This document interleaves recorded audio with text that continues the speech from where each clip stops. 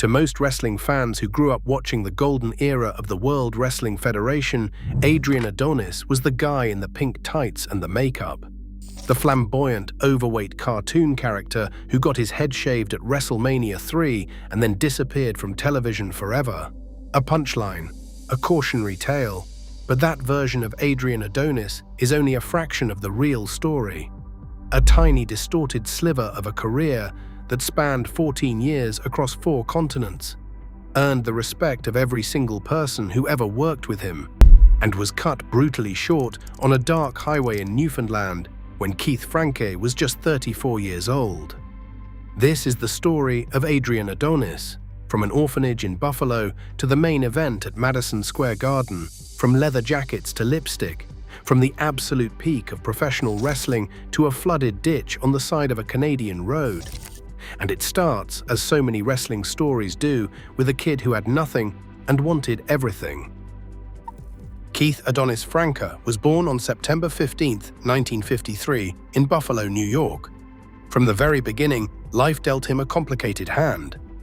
He was adopted, taken in by Kenneth and Hortense Franke, a working-class couple who gave him a home alongside 2 sisters, Karen and Susan. Buffalo in the 1950s and the 1960s was a blue-collar city, a tough city, a place where you learned to fight early or you learned to run. And Keith Franke was not the running type. He attended Kenmore East High School, class of 1971, though he would never actually graduate. While Keith Franke had no patience for classrooms and textbooks and the slow grind of formal education, he had something else, something that would change the entire trajectory of his life. He could wrestle. Not the theatrical kind, the real kind, the kind where you get down on a mat and you grapple with another human being until one of you cannot continue. In 1970, as a high school athlete, Franke won a Section 6 wrestling title. He was a natural, quick, powerful, instinctive, the kind of athlete that coaches dream about. But the structure of amateur athletics, the rules, the discipline, the waiting around for the next tournament, it bored him to tears. He wanted more, he wanted faster, he wanted now, so he dropped out. For a brief period, Franke tried his hand at football. He made it to the Canadian Football League, which was no small accomplishment for a kid from Buffalo with no college degree. But football, like school before it, could not hold his attention. The sport was too regimented, too structured, too many people telling him where to stand and when to move. Keith Franke was not a man who took direction well. He was a man who needed to find his own path. That path, as it turned out, led across Lake Ontario to a training facility in Toronto. It was there that Franke met the man who would shape his entire career, Fred Atkins. Atkins was a wrestler from New Zealand who had held the Australian Heavyweight Championship all the way back in 1942. By the time Franke found him, Atkins was working as a trainer for the Toronto Maple Leafs wrestling promotion, an old-school taskmaster who believed that professional wrestling was an art form that had to be beaten into you, one painful lesson at a time. Atkins did not take students easily. You had to show potential, you had to show heart, and perhaps most importantly, you had to be able to pay. Franke had all 3. He had the natural athletic ability from his amateur background. He had the toughness that came from growing up on the streets of Buffalo, and he had enough money scraped together to cover the training fees. For the next 2 years, Atkins broke him down and built him back up. He taught him the how of professional wrestling, the mechanics, the timing, the art of making everything look real without actually hurting anyone. But more importantly, he taught him the why, the psychology, the storytelling, the ability to make an audience believe in something they knew. Deep down was a performance. In 1974, Keith Franke made his professional wrestling debut under his real name, Keith Franks. He was 20 years old. He was hungry, and he was very, very good. But it took a few years for the character to catch up to the talent. In the late 1970s, Franke adopted the ring name that would follow him for the rest of his life, Adrian Adonis. With that name came a persona that fit him like a glove, a brawling, leather jacket-clad biker, a street tough from New York City who looked like he had just stepped off a Harley-Davidson and was looking for someone to hit. It was perfect. It was authentic. It was everything that Keith Franke actually was, minus the motorcycle. His first major stop was the Pacific Northwest Territory, where something remarkable happened. He crossed paths with a young Scottish-Canadian hothead named Roddy Piper. Piper and Adonis were cut from the same cloth. Both tough, both fearless, both absolutely electric on the microphone. They formed a tag team and immediately clicked. Together, they took on some of the biggest names on the West Coast, including Chavo Guerrero, Mando Guerrero, and even Andre the Giant.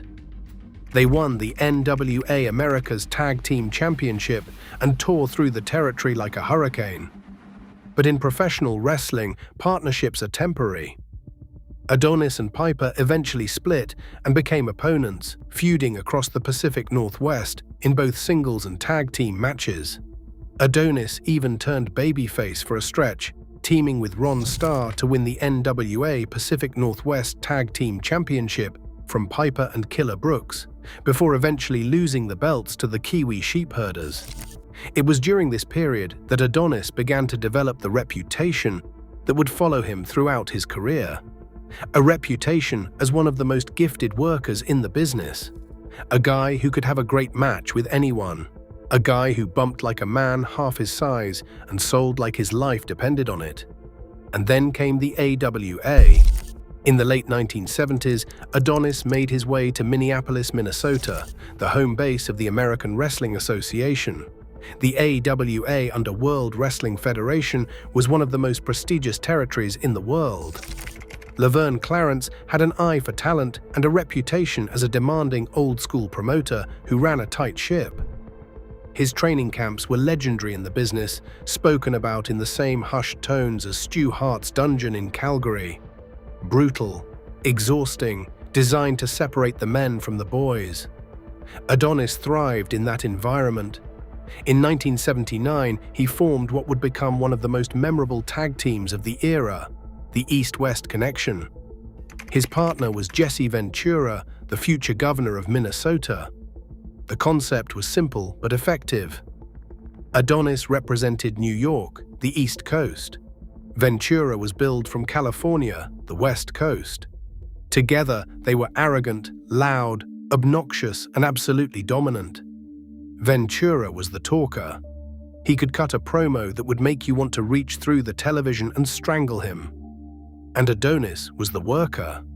He was the one who got in the ring and delivered the goods, night after night, city after city. On July 20th, 1980, the East-West Connection was awarded the AWA World Tag Team Championship when World Wrestling Federation, who was one half of the reigning champions alongside Mad Dog Vachon, was unable to defend the title because he was vacationing in Europe. It was the first major championship of Adonis's career, and it would not be the last. But the AWA, for all its prestige, was not the biggest stage in professional wrestling. That distinction belonged to the World Wrestling Federation, which in the early 1980s was beginning its transformation from a regional territory into a national juggernaut under the leadership of Vince McMahon Jr. And McMahon, who had an unmatched eye for talent, saw something in Adrian Adonis. Adonis and Ventura debuted for the World Wrestling Federation in late 1981, but their time together was limited. Ventura's body was breaking down, injuries were piling up, making it impossible for him to wrestle a full schedule. Before long, Ventura transitioned into commentary, where he would become one of the most iconic voices in wrestling history. But Adonis needed a new partner. He found one in Murdoch. Murdoch was a Texan, a big, rough, hard-drinking cowboy who could wrestle circles around men half his age and twice his sobriety. Together, Adonis and Murdoch formed the North-South Connection. Adonis from New York, the North. Murdoch from Texas, the South. They debuted as a team in late 1983, and the chemistry was immediate. Two brawlers. Two guys who loved to fight, loved to drink, and loved the wrestling business with a passion that bordered on obsession. On April 17, 1984, the North-South Connection defeated Tony Atlas and Rocky Johnson to win the World Wrestling Federation World Tag Team Championship. Think about that for a moment. Tony Atlas and Rocky Johnson, two of the most athletically gifted performers of their generation. And Adonis and Murdoch beat them, clean, decisive, undeniable. They held the titles for 9 months, finally dropping them on January 21st, 1985, to the team of Barry Windham and Mike Rotunda. But something was happening to Adrian Adonis during this period, something that would change the trajectory of his career in ways that nobody could have predicted. He was gaining weight, a lot of weight. The muscular, stocky brawler who had first arrived in the World Wrestling Federation was disappearing beneath layers of fat. The leather jacket that had once looked menacing now strained at the seams. The biker persona that had served him so well for nearly a decade was becoming harder and harder to take seriously when the man wearing the jacket looked like he had eaten the motorcycle. There are different theories about why Adonis let himself go so dramatically. Some say it was the road, the endless travel, the fast food, the late nights, the complete absence of any kind of healthy routine. Some say it was personal issues. Some say it was simply a lack of discipline, a man who loved to eat and drink and saw no reason to deny himself those pleasures. Whatever the cause, the effect was undeniable. By the mid-1980s, Adrian Adonis was enormous. And in a business that was becoming increasingly obsessed with muscular, tanned, physically perfect bodies, that was a problem. After the North-South connection split, Adonis drifted through a brief period as a singles wrestler managed by Bobby the Brain Heenan. He adopted the DDT as his finishing move, notably using it months before Jake Roberts made the move famous in the World Wrestling Federation. Then came a trade. Jimmy Hart swapped King Kong Bundy to Heenan in exchange for Adonis and the missing link. It was a transaction that treated Adonis like a commodity, a piece of property to be bartered. And it set the stage for what would come next. In late 1985 and early 1986, the transformation began. During an episode of Piper's Pit in January 1986, Adrian Adonis did something that seemed insignificant at the time, but would resonate through wrestling history. He gave his signature leather jacket to Roddy Piper, and Piper would wear that jacket for years afterward. The symbolism was clear. The old Adrian Adonis, the biker, the brawler, the leather-clad tough guy, was dead. In his place emerged someone entirely different, someone shocking, someone controversial, someone that wrestling fans in 1986 did not know how to process. Adorable Adrian Adonis. He bleached his hair blonde, and he started wearing pink ring attire, scarves, leg warmers, dresses, women's hats, and grotesque amounts of eyeshadow and rouge. He stopped weight training, and he stopped tanning, and he shaved all of his body hair. The result was a figure that looked pale, soft, rotund, and flabby. His weight ballooned to over 350 pounds. He carried a briefcase with the words, "Relax with Trudy" on the outside, and a spray bottle he called Fragrance. Years later, Rick Martel would essentially lift the perfume gimmick, calling his version Arrogance, in what many saw as an homage to Adonis. The character was, by any modern standard, deeply problematic. An exaggerated, cartoonish portrayal of effeminacy designed to generate cheap heat from audiences in the 1980s. It was offensive, it was reductive, it was uncomfortable. And yet Adonis threw himself into it with the same commitment and intensity that he brought to everything he did in the ring. Because that was who Keith Franke was. If you gave him something to do, he did it at full speed, no half measures, no holding back. And here is the part that gets lost in the conversation about the gimmick. Despite everything, despite the weight gain and the makeup and the absurdity of the character, Adrian Adonis could still work. He could still bump like a madman. He could still move with a speed and agility that seemed physically impossible for a man of his dimensions. He defeated Uncle Elmer at WrestleMania II. He feuded with the Junkyard Dog and George the Animal Steele. He even challenged Hulk Hogan for the World Wrestling Federation Championship on multiple occasions. He never won, he was never going to win. But the fact that he was in the ring with Hogan, main eventing arenas across the country, tells you everything about how the office viewed his ability to perform. Then came the flower shop. In May 1986, Roddy Piper took a leave of absence from the World Wrestling Federation. With Piper gone, the company needed someone to fill the talk show segment void, and they chose Adrian Adonis. The flower shop, co-hosted by manager Jimmy Hart, became one of the most important segments in World Wrestling Federation programming. Not because of the show itself, but because of what happened around it. It was on the flower shop that Paul Orndorff's slow-burning heel turn against Hulk Hogan was orchestrated, with Adonis relentlessly needling Orndorff about living in Hogan's shadow. It was brilliant television, manipulative, insidious, and completely driven by Adonis's ability to get under someone's skin with nothing more than a smile and a well-placed comment. When Piper returned to the World Wrestling Federation in August 1986, the stage was set for the biggest feud of Adonis's career.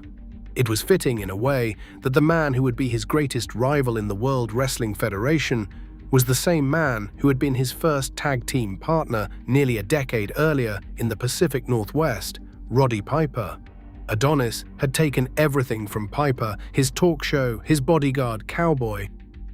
Bob Orton, who had switched allegiances and now wore a pink cowboy hat, and his spot on television. Piper wanted it all back. The feud escalated rapidly. Adonis, Orton, and Don Muraco attacked Piper during a duel between the two talk show segments, injuring his leg, covering him in lipstick, and destroying the Piper's pit set. A week later, Piper retaliated by destroying the flower shop set with a baseball bat. It was never rebuilt. On the October 4th, 1986 edition of Saturday Night's Main Event, Piper struck Adonis with a crutch, allegedly separating his shoulder and taking him off television for 2 months. In reality, Adonis was fired. But then something interesting happened. Without Adonis as his opponent, Piper's house show matches against Don Muraco and Bob Orton were not drawing. The fans did not care about Piper versus Muraco. They did not care about Piper versus Orton. They wanted Piper versus Adonis. So the World Wrestling Federation brought Adonis back, because at the end of the day, money talks. The feud culminated at WrestleMania III on March 29, 1987, at the Pontiac Silverdome in front of over 93,000 fans. It was the biggest wrestling event in history up to that point. And there, on that stage, Adrian Adonis and Roddy Piper fought a hair versus hair match that was billed as Piper's retirement match. The match itself was pure chaos. Piper and Adonis brawled with a belt. Adonis locked in a sleeper hold and appeared to have Piper beaten. He released the hold prematurely, thinking he had won. Jimmy Hart jumped into the ring to celebrate. Then Brutus Beefcake ran down to the ring, revived Piper, and the tide turned. Piper slapped his own sleeper hold on Adonis and got the victory. After the match, Beefcake cut off the majority of Adonis's hair, while Piper held Jimmy Hart down.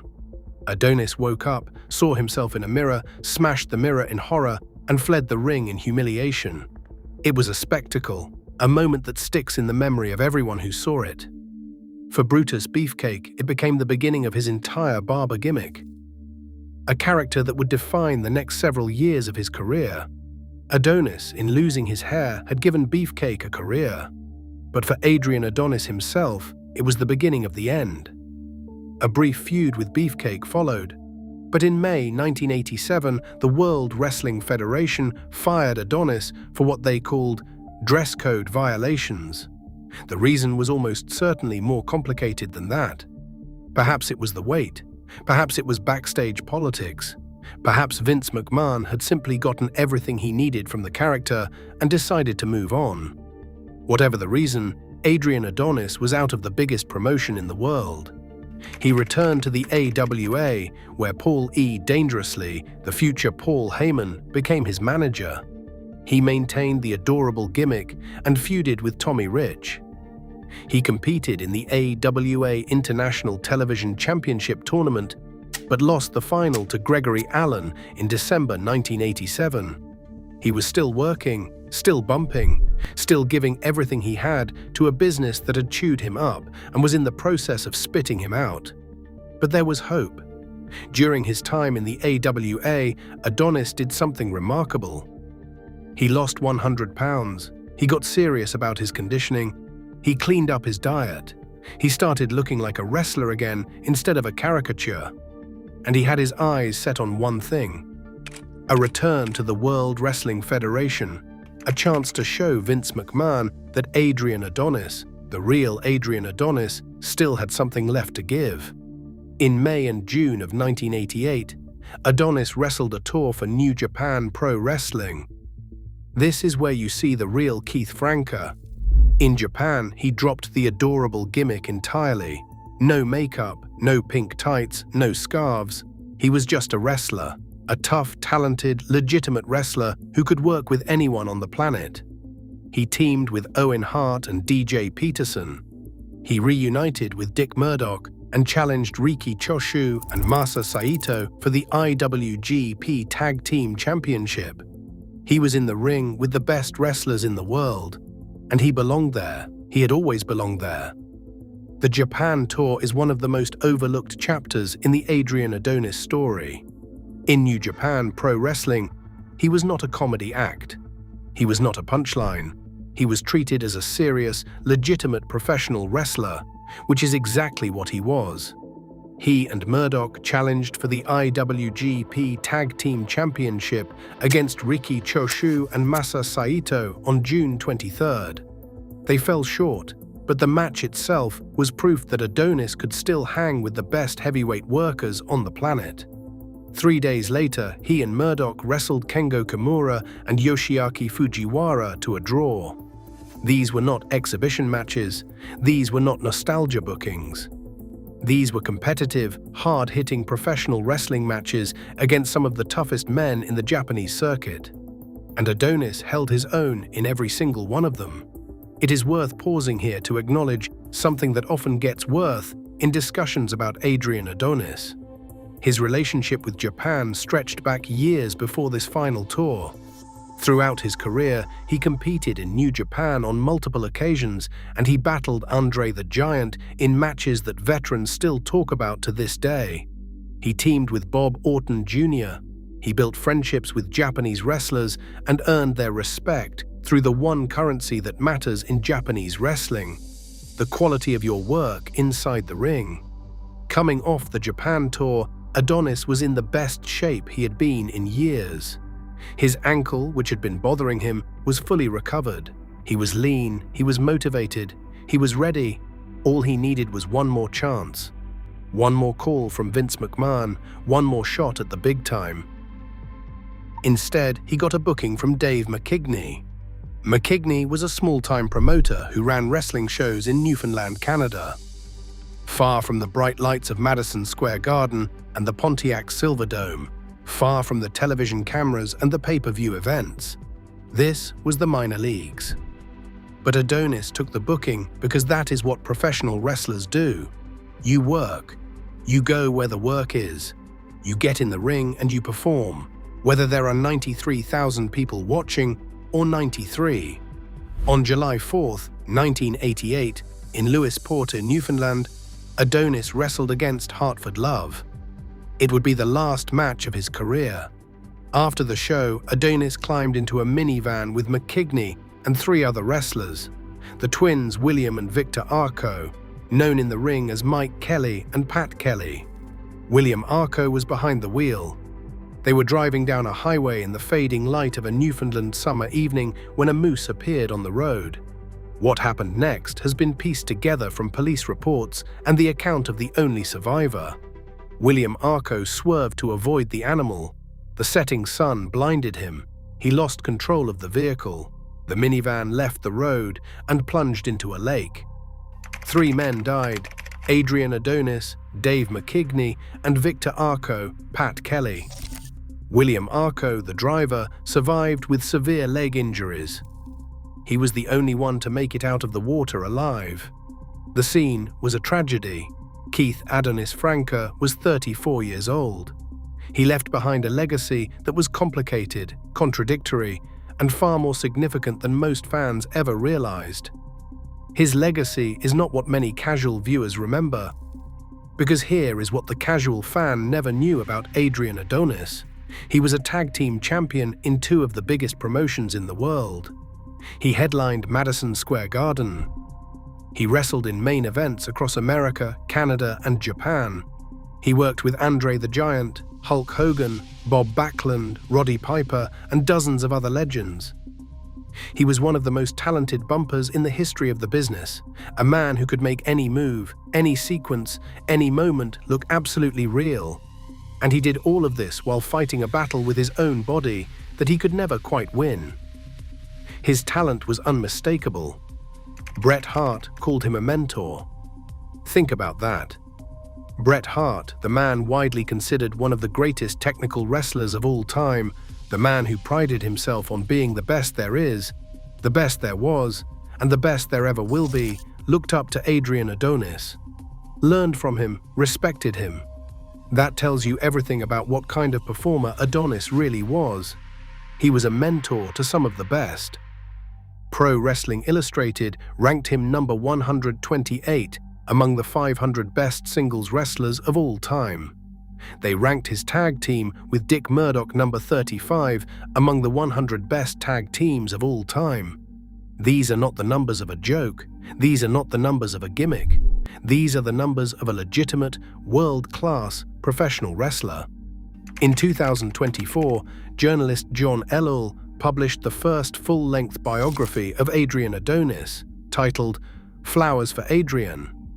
The book features contributions from colleagues like Don Muraco, Tully Blanchard, and Jerry Briscoe. It traces the arc of Franke's life from his early days as an orphan in Buffalo through every territory, every championship, every triumph, and every tragedy. And what emerges from those pages is a portrait of a man who was far more complex, far more talented, and far more important to the history of professional wrestling than the caricature that most fans remember. The portrait is complex. The leather jacket that Adonis gave to Roddy Piper on that episode of Piper's Pit in January 1986 became one of the most iconic pieces of wrestling wardrobe in history. Piper wore it for years. It became synonymous with his character. Every time Piper walked to the ring in that jacket, he was carrying a piece of Adrian Adonis with him. A reminder of their friendship, their rivalry, and the man who had given him the gift without knowing it would outlast them both. The flower shop, for all its brief existence, changed the trajectory of multiple careers. It gave Brutus Beefcake his barber gimmick.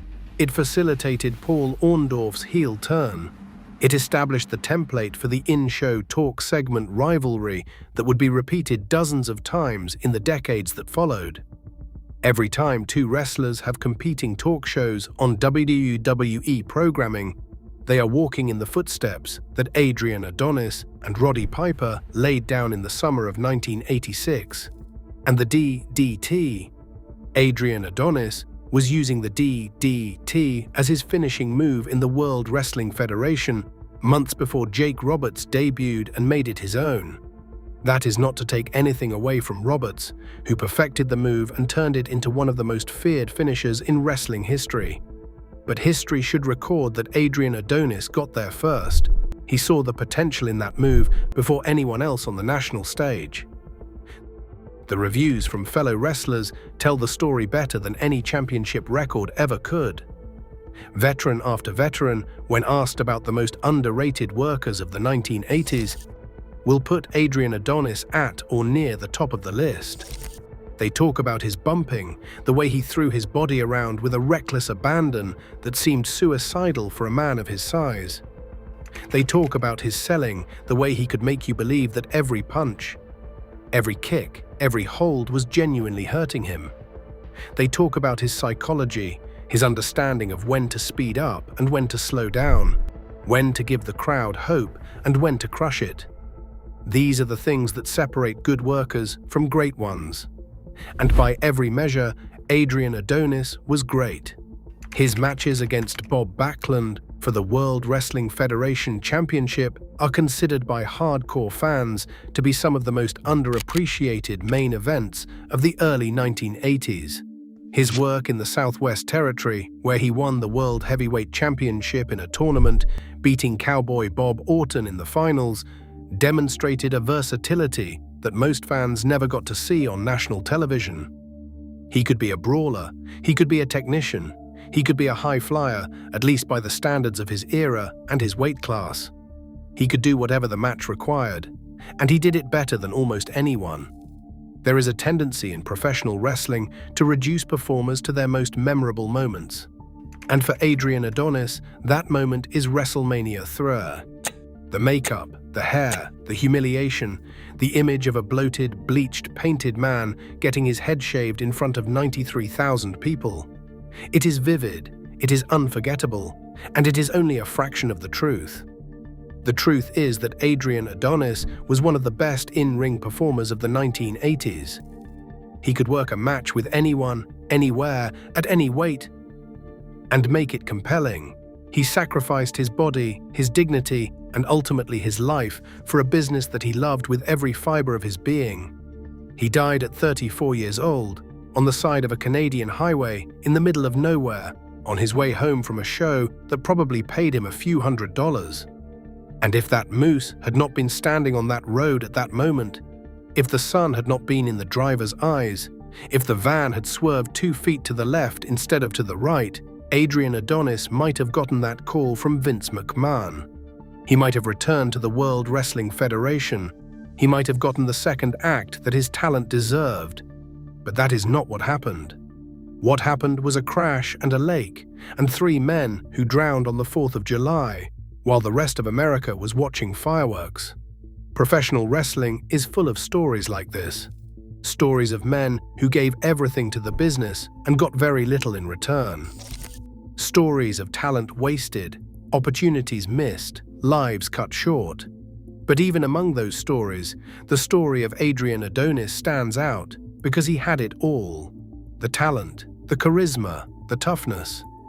The willingness to do whatever was asked of him, no matter how degrading, no matter how absurd, no matter how far removed from who he actually was as a person.